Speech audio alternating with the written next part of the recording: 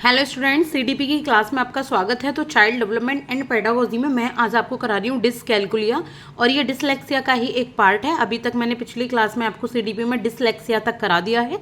अगर आप C TET या एच टेट के स्टूडेंट्स हैं तो आप यहाँ से तैयारी कर सकते हैं। हैंड रिटन नोट्स हैं, बहुत ही साधारण तरीके से मैं आपको पूरी तैयारी कराती हूँ। चलिए स्टार्ट करते हैं। तो हमने डिसलेक्सिया के नेचर के बारे में पढ़ा था पिछली क्लास में, उसकी मीनिंग डेफिनेशन क्या होती है हमने वो पढ़ा था। ठीक है, डिसलेक्सिया का मैंने बताया था डिस मतलब कोई भी चीज़ का डिसऑर्डर, कोई भी सीखने का डिसऑर्डर जो होता है, और लेक्सिया मतलब कोई भी आपकी रीडिंग की जो क्षमताएं होती हैं वो सब। तो आज हम समझेंगे डिसकैलकुलिया क्या होता है और डिसकैलकुलिया का डिसलेक्सिया से क्या संबंध होता है। ठीक है, तो देखिए डिसकैलकुलिया का क्या मतलब है। डिस से ये डिस बन गया, यानी कि डिसफंक्शन होता है, इसका मतलब डिसऑर्डर होता है। और कैलकुलेशंस मतलब नंबर से रिलेटेड जो भी जोड़ घटाने होते हैं, तो इनसे रिलेटेड जो दिक्कतें आती हैं वो डिसकैलकुलिया होती है। यानी कि डिसऑर्डर ऑफ कैलकुलेशंस, कैलकुलेशन से रिलेटेड जो भी डिसऑर्डर है, जो बच्चा उसको समझ नहीं पा रहा, डिसफंक्शन है, माइंड में प्रॉब्लम है, नंबर से रिलेटेड उसको कोई भी वर्क करने में प्रॉब्लम आती है, तो उसको कहते हैं डिसकैलकुलिया। तो ये न्यूमरल डिसऑर्डर होता है। ठीक है, यानी कि नंबर 1 2 3 4 5 ये बच्चे उल्टा लिखता है, 1 को 1 तो नहीं 9 को ऐसे लिखता है। ठीक है, या नंबर से रिलेटेड सवाल सॉल्व नहीं कर पाता।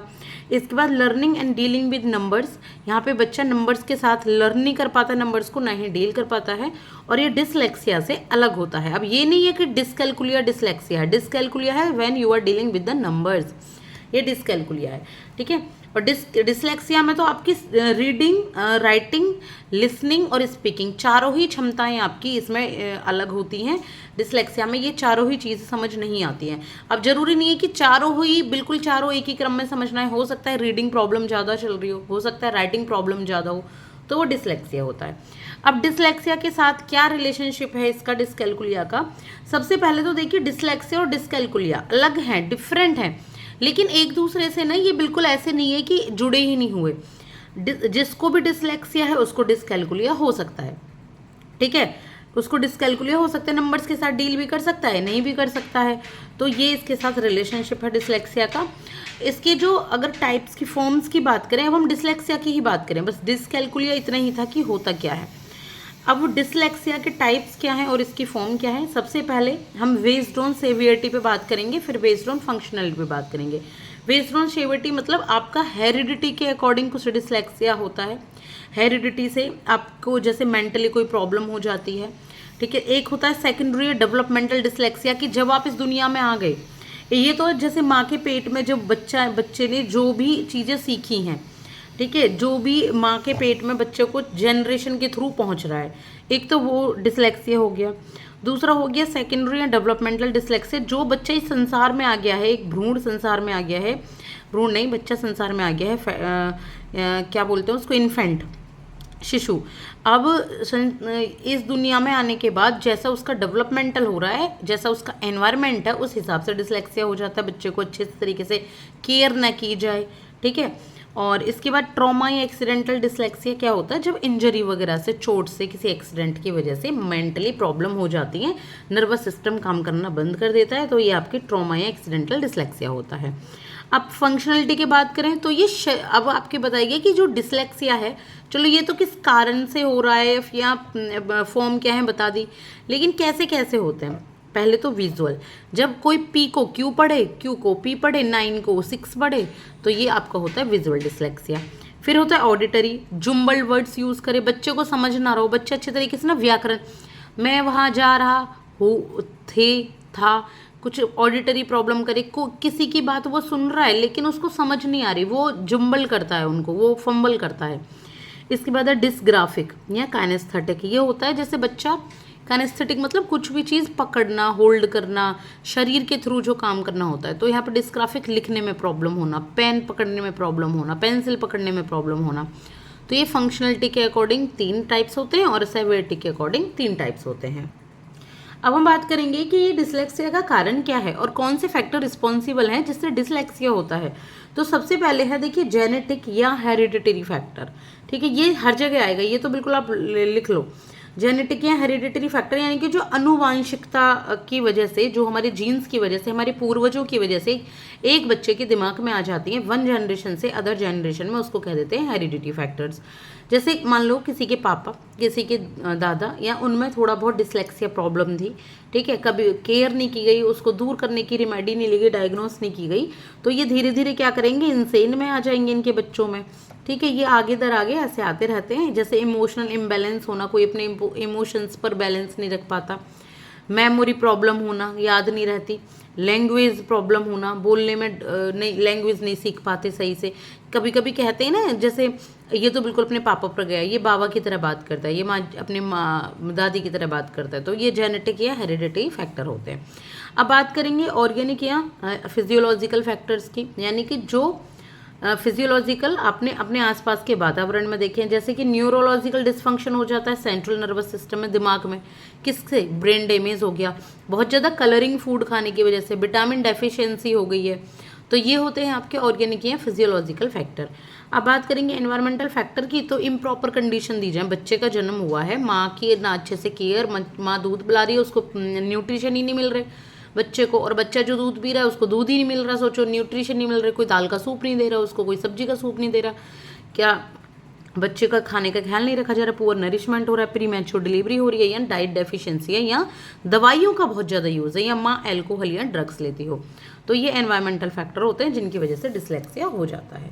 अब हम समझेंगे कि इस डिसलेक्सिया को कैसे आइडेंटिफाई कर सकते हैं, क्या कैसे कर सकते हैं, क्या तरीके हैं आइडेंटिफाई करने के। तो देखिए, डिसलेक्सिया को आइडेंटिफाई करने के 2 तरीके बताए गए हैं। एक है सादा सिंपल आपका ऑब्जर्वेशन, और एक है आपका टेस्टिंग। ऑब्जर्वेशन ऑफ सिम्टम्स मतलब जो भी बच्चे के आसपास लोग रहते हैं, चाहे पेरेंट्स हैं चाहे टीचर्स हैं, वो ऑब्जर्व करके बता देते हैं कि अच्छा इस बच्चे को डिसलेक्सिया है। और जो टेस्टिंग प्रोग्राम तो साइंटिफिकली टेस्टेड होते हैं, जो आप जाते हो डॉक्टर के पास या किसी प्रोफेशनल के पास जाकर टेस्ट कराते हो, तब पता लगता है कि इसको डिसलेक्सिया है, कुछ टेस्ट होते हैं। तो पेरेंट्स और टीचर के थ्रू होता है ऑब्जर्वेशन का, और टेस्टिंग प्रोग्राम किसके थ्रू होता है, डायग्नोस्टिक लैब के थ्रू होता है, अचीवमेंट टेस्ट और इंटेलिजेंस टेस्ट के थ्रू। अब किस किस से सफ़र करते हैं, कैसे पता लगता है कि ये ऑब्जर्वेशन सिम्टम्स के और इनको डिसलेक्सिया है। जब बच्चा लेटर को रिवर्स लिखे, पी को 9 लिखे, 6 को 9 लिखे। मेरे पास भी बहुत सारे स्टूडेंट्स ऐसे आते थे पहले, जो पी को क्यू लिखते थे, 6 को 9 लिखते थे, या उल्टा 6 ही बना देते थे, उल्टा 9 बना देते थे, एम को डब्लू बना देते थे। तो ये लेटर रिवर्सल से पता लग जाता था कि इसको लर्निंग डिसलेक्सिया है। इसके बाद कॉपिंग फ्रॉम बोर्ड या बुक, उनसे बोर्ड से या बुक से कॉपी करने में प्रॉब्लम आती है, वो समझ नहीं पाते कैसे कॉपी करें। टीचर ने कुछ लिख दिया, वो आसपास इधर उधर देखते रहते हैं, उन्हें पता नहीं लग पाता कैसे कॉपी करें। इसके बाद है वर्ड रीडिंग स्किल, वो वर्ड को प्रॉब्लम करें पढ़ने में, ठीक है, वो पढ़ ही ना पाएँ ढंग से। यहाँ पे वो यही पी को वो क्यू पढ़ें, ठीक है, क्यू को वो पी पढ़ें, 6 को वो 9 पढ़ें, 9 को वो 6 पढ़ें। और भी बहुत सारी वर्ड रीडिंग स्किल्स होती हैं। स्पेलिंग और राइटिंग में जब वो सफ़र कर रहे होते हैं, उन पे सही स्पेलिंग ना लिखी जाए, राइटिंग ना लिख कर पाएँ वो सही से, लिसनिंग स्किल्स उनकी अच्छी ना हो, वो जो सुन रहे हैं उसको वो बोल ना पाएँ, ठीक है, वो ढंग से ना सुन पाएँ, उनका ध्यान केंद्रित ही ना रहे अपनी जगह पर। फिर रिकॉलिंग सीक्वेंस ऑफ थिंग्स, बार बार चीज़ों को रिकॉल करते रहें लेकिन रिकॉल ना हो, उनको सीक्वेंस में नहीं याद रख पाते किसी चीज़ को। जैसे आपने बहुत सारे स्टूडेंट्स देखे हो तो 1 2 3 लर्न कराओ, 1 2 3 4 5, अब वो कहाँ के अटकेंगे, 13 नहीं बोल रहे, 14 नहीं बोल रहे, सीधे 18 पे ही आ गए। और ये कई बार सिखाने के बाद, मैं उनकी बात नहीं कर रही हूँ जो छोटे बच्चे जिन्होंने पढ़ाई शुरू भी नहीं की है, उनकी बात कर रही हूँ जो काफ़ी सीख चुके हैं लेकिन फिर भी ये नहीं कर पा रहे, ये ऑर्गेनाइज्ड वे में चीज़ों को नहीं सीख पाते। फिर है ऑर्गेनाइज्ड स्पोर्ट्स या गेम्स, जो भी स्पोर्ट्स खेलते हैं वो या गेम्स खेलते हैं उनमें उनको प्रॉब्लम आती है। जैसे क्रिकेट है तो उनको नहीं याद रहता कि फील्डिंग किधर से होगी, मैं कहाँ जाके खड़ा हूँ, बीच में वो प्रॉब्लम क्रिएट करते हैं। या फिर म्यूज़िक रिदम को नहीं सीख पाते क्योंकि ये सारी चीज़ें ऑर्गेनाइज्ड हैं, इनमें ना एक सारे गा मा पा, तो ये एक ऑर्गेनाइज्ड रखना पड़ेगा आपको, तो लेकिन ये लोग नहीं सीख पाते। तो यहाँ से पता लग जाता है कि उनको डिसलेक्सिया है, किसके थ्रू, ऑब्जर्वेशन के थ्रू। अब बात करें हम टेस्टिंग प्रोग्राम्स की, तो कौन कौन से टेस्टिंग प्रोग्राम हैं, बहुत सारे हैं। पहले है अचीवमेंट टेस्ट, डायग्नोस्टिक टेस्ट और इंटेलिजेंस टेस्ट। डायग्नोस्टिक टेस्ट क्या होता है कि जैसे ये टेस्ट होता है इससे पता लगता है प्रॉब्लम क्या है, फिर प्रॉब्लम को दूर करने के लिए रेमेडी दी जाती है। इंटेलिजेंस आईक्यू टेस्ट होता है, जैसे इंटेलिजेंस कितनी है तो टेस्ट लेते हैं। जैसे मान लीजिए 6 साल का बच्चा है, समझिए 10 साल का बच्चा है, उसको एक तो 10 साल का एग्ज़ाम दे दिया सॉल्व करने को, एक 6 साल के बच्चे का एग्ज़ाम दे दिया। अब यहाँ आपको पता लग जाएगी कि वो कौन सा सही से सॉल्व कर पा रहा है, 10 साल वाला या 6 साल वाला। तो यहाँ से आप इंटेलिजेंस टेस्ट पता कर पाएंगे। ऑडिटरी, ये जो इंटेलिजेंस टेस्ट है ये आपके ऑडिटरी होते हैं, विजुअल भी होते हैं, काइनेस्थेटिक भी होते हैं। यानी कि आप पहले कुछ बोल रहे हैं फिर वही बुलवा रहे हैं बच्चे को, ऑडिटरी हो गया सुनने वाला। विजुअल, आपने बोर्ड पे कुछ लिख दिया, कोई चार्ट्स वगैरह दिखा दिए या पीपीटी दिखा दी, फिर आप उसको लिखवा के देख रहे हैं, ठीक है, या फिर आप उसको सुन रहे हैं। काइनेस्थेटिक, आप कुछ करवा के बच्चे को देख रहे हैं गेम्स स्पोर्ट्स वगैरह के थ्रू। फिर क्या है, कॉम्प्रहेंडिंग और कम्युनिकेशन में प्रॉब्लम आती है बच्चे को, ये देखना होता है कि कितना कॉम्प्रहेंड कर पा रहा है। आपने कोई कॉम्प्रहेंड नहीं होता जैसे एक पैरा लिख के दे देते हैं उसमें से क्वेश्चन छांटने हैं, तो ये बहुत सारे तरीके होते हैं। कॉम्प्रहेंड मतलब किसी चीज़ को विस्तृत कर देना।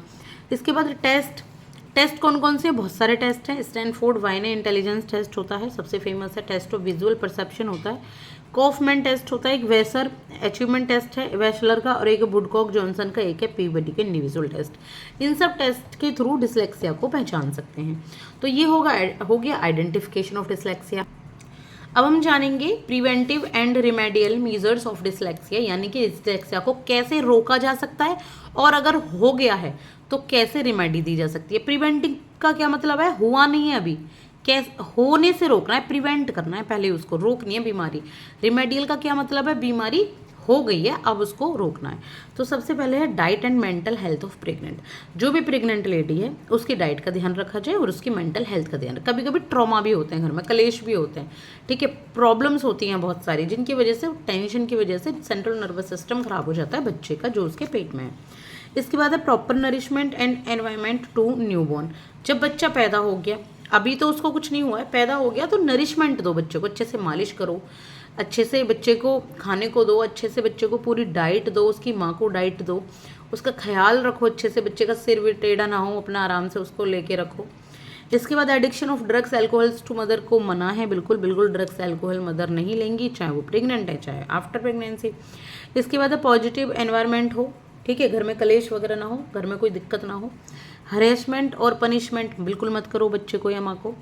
कंस्ट्रक्टिव लर्निंग कराओ बच्चे की, बच्चा खुद से कर करके सीखे, बिल्कुल ऐसे नहीं कि थाली के सामने परोस दी सारी चीज़ें कि ले ये कर ले।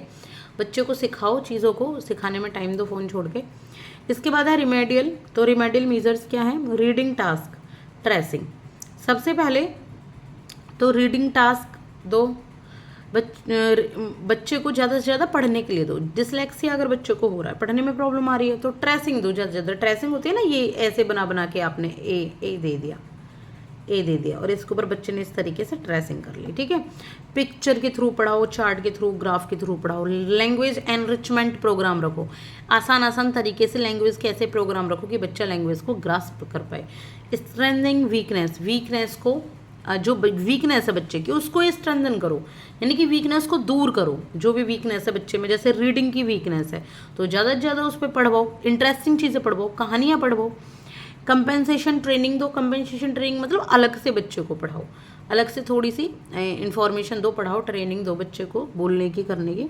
अरेंजिंग लर्निंग कंडीशन को अरेंज करो। ड्रिल वर्क दो ज़्यादा से ज़्यादा बच्चे को, और रीइंफोर्स यानी कि मोटिवेट करो बच्चे को, रीइंफोर्स करो। ड्रिल वर्क मतलब आपने बोल दिया लिखो बी, तो बच्चा ऐसे बी लिख रहा है, फिर आप बच्चा हो सकता है ऐसे भी लिख रहा हो, फिर उसको बताओ ऐसे नहीं लिखना, ऐसे भी लिखना है, तो अगली बार फिर वो फिर ऐसे भी लिखेगा। तो ये बोल बोल के जो वर्क देते हैं, जो श्रुतलेख होते हैं, उसको कहते हैं ड्रिल वर्क।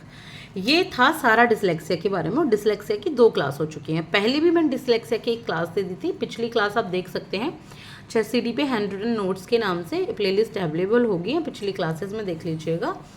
और बहुत अच्छी अच्छी क्लासेस चल रही हैं, जो भी पढ़ना चाहते हैं तो प्लीज़ सब्सक्राइब कीजिएगा, अपने नोट्स भी बना सकते हैं। Thank you so much.